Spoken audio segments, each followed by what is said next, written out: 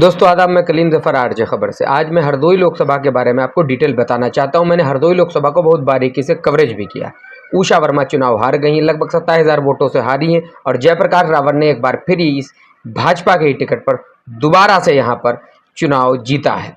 2019 में जयप्रकाश रावत ने 1,34,000 वोटों से चुनाव जीता था। इस बार लगभग 27,000, बहुत करीबी चुनाव हो रहा था और लगातार इस समीकरण में बहुत सारे लोगों से चर्चाओं के बाद ये पता चल ही रहा था कि बहुत कांटे की टक्कर है और सच यही हुआ कि कांटे की टक्कर रही, लेकिन उसमें जीत भाजपा के जयप्रकाश रावत को मिली। मैं इसमें बताता हूं कि 3 कमियां उषा वर्मा की क्या रहीं। उषा वर्मा की 3 कमियां चुनाव में ये रहीं कि लगातार पिछले चुनावों में जीत हासिल करने के बाद भी उषा वर्मा ने एससी अनुसूचित जाति की वोटर के अंदर वो पकड़ नहीं बना पाई जो बना लेनी चाहिए थी।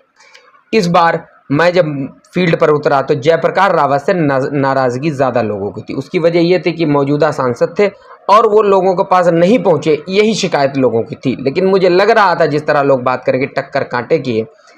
पहले तो मैंने आपको कमी बता दी किस वजह से उषा वर्मा हारी। दूसरी वजह यह है कि उषा वर्मा जो 2019 में बीएसपी एससी वोटर भाजपा में कन्वर्ट हुआ था, जो इस बार संविधान से नाराज़ बीजेपी से नाराज़ हो गया था, वो वापस जो आया वो बहुजन समाज पार्टी की तरफ चला गया, बी आर अम्बेडकर की तरफ, बहुजन समाज पार्टी के उम्मीदवार की तरफ।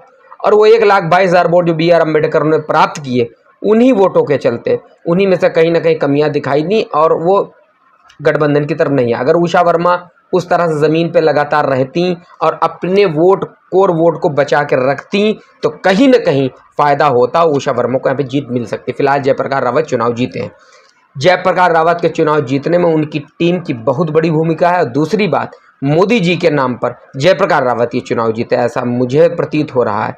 जयप्रकाश रावत की टीम तो बहुत अच्छी थी ही काम करने वाली। और दूसरी बात बता दूं उषा वर्मा के बारे में, इनके साथ टीम काम करने वाली बहुत बढ़िया नहीं हमें दिखाई दी। जिस तरह मैंने फील किया, महसूस किया, लोकसभा चुनाव जिस तरह लड़ा जाता है, हालांकि उनके पास बहुत सारा तजर्बा है, 300 साल का तजर्बा, चुनाव लड़ने का बड़ा तजर्बा है, लेकिन मैंने जिस तरह देखा इस लोकसभा चुनाव में जिस तरह उनकी टीम काम कर रही थी, वो लोकसभा चुनाव में उस तरह से शिद्दत मुझे दिखाई नहीं दी जिस तरह जयप्रकाश रावत की टीम में शिद्दत दिखाई दी। पूरी डिटेल मैं आपके सामने लेकर आऊँ किसको कितने वोट मिले। अगर मैं जयप्रकाश रावत की बात करूं तो लगभग 4,84,000 वोट मिले हैं और 4,54,000 के आसपास वोट उषा वर्मा को, सपा उम्मीदवार को वोट मिले हैं।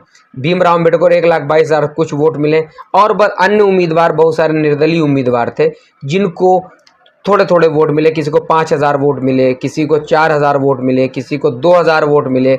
नोटा की अगर हम बात करें तो हरदोई में नोटा लगभग 8700 वोट नोटा का पड़ा है, जिसका भी असर बहुत सारा दिखाई दिया होगा। बहुत सारी कमियां हैं, समाज को जागरूक करने के लिए हमेशा बात करता रहा, लेकिन यदि जागरूकता लोगों में नहीं आ पाई। फिलहाल जयप्रकाश रावत चुनाव जीते। आपको क्या लगता है ये चुनाव उषा वर्मा किस वजह से हारी और जयप्रकाश रावत की जीतने की वजह क्या रही? कमेंट करके हमें जरूर बताएं। आप सभी लोग आरजे खबर देख रहे हैं, चैनल को सब्सक्राइब, वीडियो को शेयर जरूर करें। नमस्कार, आदाब।